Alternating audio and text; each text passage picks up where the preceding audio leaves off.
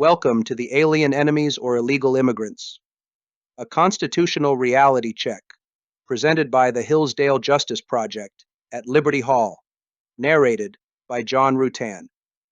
I'm not here for party or personality. I'm here for principle. I'm the grumpy old vet, and today we're going to separate the facts from the fiction when it comes to immigration, due process, and what to do when the enemy doesn't wear a uniform. The founders didn't lay it all out word for word, but the power to control who comes in and who stays was understood. Sovereign nations don't need permission to defend their borders. Founding framework. Where is immigration in the Constitution? It can be found in Article 1, Section 8, in the Naturalization Clause and the Commerce Clause, where regulating entry is found. Also, there is inherent sovereign authority that is in the Declaration of Independence and the Constitution.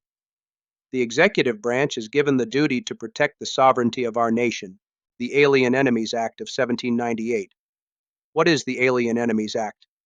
Passed in 1798 and still law today. This isn't outdated. It can be cited as 50 United States Code, subsection 21. It was made for times like these, when we face threats not just from nations, but from coordinated enemies already inside our borders. The President can detain or deport enemy aliens under this act. This act applies during war or invasion, as determined by the authority under this statute vested in the President. New Age of Enemies. These aren't just random criminals. Tren de Aragua and MS-13 are no different than ISIS or Hamas. These enemies are organized, violent, and strategic. Tren de Aragua is a Venezuelan cartel spreading like cancer in the United States. MS-13 is a violent gang with a paramilitary structure originating in Central America. They're not just illegal aliens. They're enemy infiltrators.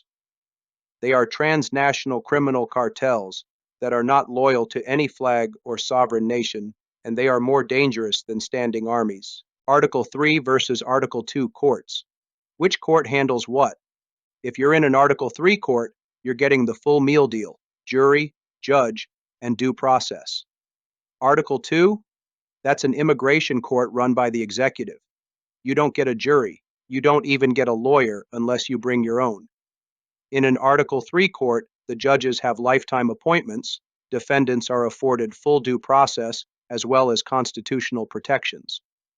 Article 3 courts are for citizens that, by the 14th Amendment, are subject to the jurisdiction thereof, the United States. In an Article 2 court, the officiant is appointed and controlled by the Department of Justice. They are only administrative courts, where the defendants are only afforded limited due process, as they are not citizens, and thereby, under the 14th Amendment, are not subject to the jurisdiction thereof, the United States. Due process, when and how. The left loves to scream due process like it's a magic wand. But the Constitution doesn't promise the same protections to foreign enemies trying to destroy us. That's not justice. That's suicide. Citizens are afforded full constitutional rights in an Article 3 court. Legal immigrants are afforded civil due process in an Article 2 court. Alien enemies have limited rights under the Alien Enemies Act of 1798. Those limited rights are controlled by that statute and enforced by the President, or they fall under his war powers or his obligation to protect the sovereignty of the nation. Modern invasion. It is estimated that 20 million illegal aliens have crossed our border. If this was a foreign army with tanks, we'd be calling it a war. But because they are in street clothes, we're supposed to pretend it's just a migration issue? Nope, it's an invasion. Same threat, different tactic. The danger rests in that the enemy elements of those illegal aliens do not wear uniforms or fly the national flag of an invading force, but they are still hostile. They are coordinated by criminal cartels conducting criminal activities that involve human smuggling, trafficking of fentanyl, as well as other lethal drugs. They prey upon citizens as well as other illegal aliens. Juxtaposition foreign army versus cartel invasion. If it walks like an invasion, talks like an invasion, and kills Americans like an invasion. Maybe it's time we call it one. Let's compare the differences between an invading army, uniformed, and operating under the flag of a sovereign nation, and invading illegal aliens, not under a flag but controlled by a transnational and highly organized criminal cartel. Uniform? Yes for the army, no for the cartel. Organized? Yes for the army and yes for the cartel.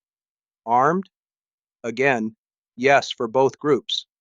Infiltration? For an invading army, it is rare, and it would usually be overt, all at the same time as a strike force. However, the cartels are constantly infiltrating over time and through different parts of the border as a covert operation. The army invades under the flag of a sovereign nation, whereas the illegal aliens are transnational. Their allegiance isn't to a sovereign nation, but to the criminal cartel. The objective of an invading army is to conquer, whereas the invading cartel has the objective to corrupt and control the population for power and economy. What should we do? Time to use constitutional authority. The president can declare enemy status under AEA of the illegal alien gang members. He can and should suspend standard immigration process. He is trying to remove infiltrators immediately. We have the tools. The Alien Enemies Act, the president's wartime powers. The only thing we're missing is the will to act. We have political actors who oppose the president for partisan gain, sacrificing the well-being of the people while pretending to uphold the Constitution, the rule of law, and compassion for the marginalized. We have activist judges, placed and weaponized for political purposes, operating no differently than the invading cartels, driven by different goals, but using similar covert tactics. We suffer from a failure of leadership in two of the three branches of government. The legacy media has become a propaganda arm, keeping the public confused and misinformed. And ultimately, we lack the courage to hold our elected officials accountable and demand they do the jobs we entrusted to them. Final thoughts. This isn't about hate, it's about survival. This isn't about race or party or politics. It's about keeping the promise of our Constitution. Some of those promises is that sovereignty is a duty, that borders define a nation, and law must be restored. That promise only works if we enforce it. If we don't, then we must ask, what did all of the founders and American veterans fight and die for? Thanks for watching. If you want the whole truth and the constitutional perspective, not propaganda, subscribe to Hillsdale Liberty Hall on YouTube or JPR64 on Rumble. This is the grumpy old vet signing off. Stay armed with knowledge and anchored in principle.